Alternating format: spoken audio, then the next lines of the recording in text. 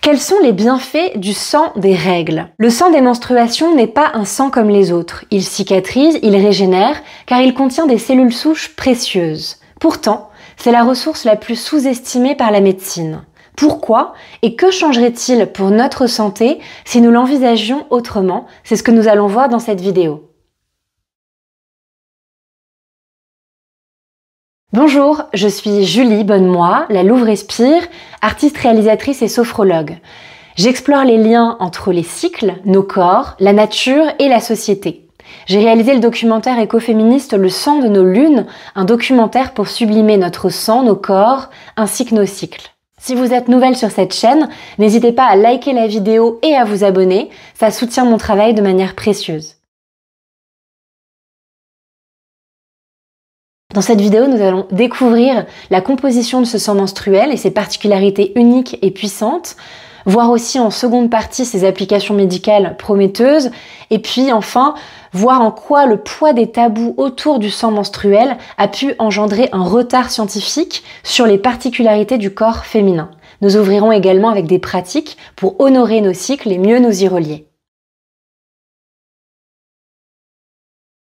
Déjà, le sang menstruel possède une composition unique et précieuse, puisqu'il est composé du tissu de l'endomètre qui a la particularité de se régénérer tous les mois. Ce processus rare dans le corps humain qu'a le vagin de se cicatriser sans laisser aucune trace est le résultat des cellules souches mésenchymateuses que possède le sang menstruel au même titre que le placenta, le cordon ombilical ou la moelle osseuse. La recherche explore de plus en plus en quoi ces cellules souches régénératives peuvent aider le corps humain à cicatriser. Il y a notamment une expérience qui a été faite en comparant du sang veineux avec du sang menstruel et qui a observé qu'il y avait par exemple sur une blessure de la peau humaine qui avait été cicatrisée à uniquement 40% avec du sang veineux alors qu'elle avait été cicatrisée à 100% avec du tissu du sang menstruel en moins de 24 heures. Vous pouvez retrouver ces informations dans les commentaires, je vous les mettrai.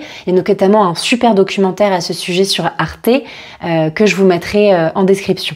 Donc ces matières organiques qu'on retrouve dans le sang menstruel, qui sont vraiment particulières à ce sang-là, elles sont aussi un excellent engrais pour la terre, parce qu'elles sont biodégradables et qu'elles possèdent énormément de fertilisants très bons pour la terre. Après, il y a les mêmes propriétés que du sang classique, avec du potassium, du fer, quasiment le même taux de globules rouges qu'on va pouvoir retrouver. Donc sur cet aspect-là, elles sont pas différentes. La grande particularité, c'est le tissu de l'endomètre qui est présent dans le sang menstruel et qui est plein de matières organiques vivantes.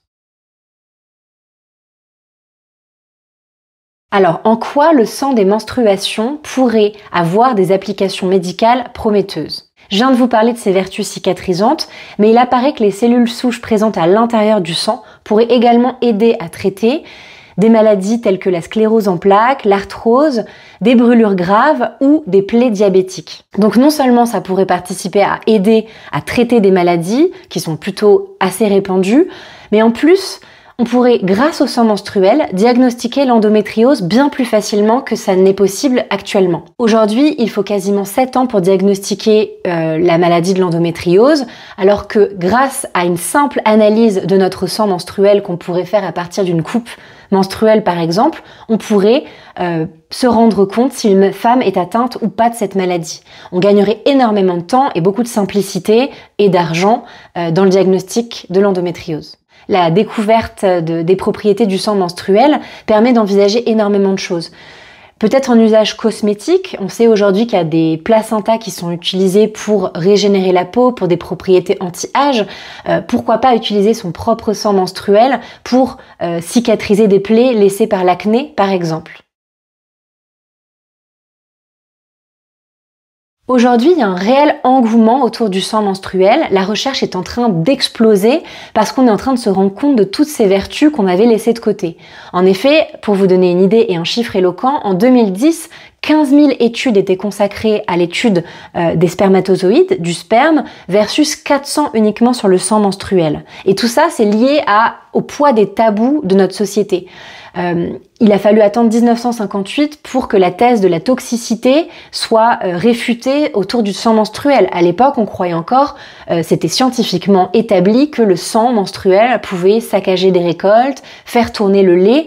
Donc toutes ces choses-là admises par la science ont participé à rendre le sang menstruel et donc les femmes pendant cette période-là honteuses et gênante. Heureusement, en 1958, la thèse de la toxicité de ce sang est réfutée, donc on peut enfin l'observer comme un autre liquide de notre corps. Évidemment qu'on se rend compte aujourd'hui de cette erreur-là et que la science découvre à peine tout ce qu'on pourrait faire avec ce sang menstruel. Dans la médecine, plusieurs fois, il y a eu des choses qui ont été laissées de côté. Je pense notamment aux fascias, qui sont cette enveloppe de nos organes qui relie nos articulations, qui relie nos organes les uns aux autres à l'intérieur de tout le corps.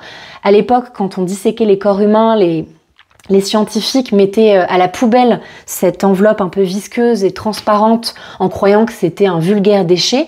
On s'est rendu compte, et on se rend encore compte aujourd'hui, qu'il est l'organe le plus grand de notre corps et qu'il est extrêmement sensoriel et qu'il a un intérêt très grand dans notre corps humain. La science a trop longtemps omis d'explorer, de découvrir ce qui se touche à ce liquide parce qu'il appartient à un corps féminin et que de nombreuses études, comme sur les médicaments, ont d'abord été réalisées sur les hommes, sur des cobayes hommes, avant de s'intéresser au corps féminin qui était considéré trop faible parce qu'avec des cycles et parce qu'avec la possibilité de la maternité, donc beaucoup de médicaments n'étaient pas du tout adaptés et ne le sont pas encore au corps féminin et c'est la même chose dans tout ce qui se tourne autour de la médecine. Il y a beaucoup de lacunes autour de la compréhension du corps féminin.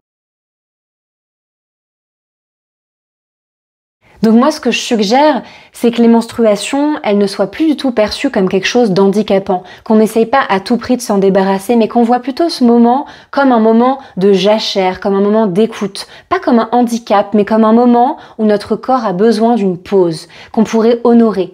Et j'imagine qu'il pourrait y avoir des lieux, des espaces où justement on pourrait se reposer collectivement, on pourrait être aidé pendant cette période où physiquement on pourrait être parfois plus inapte.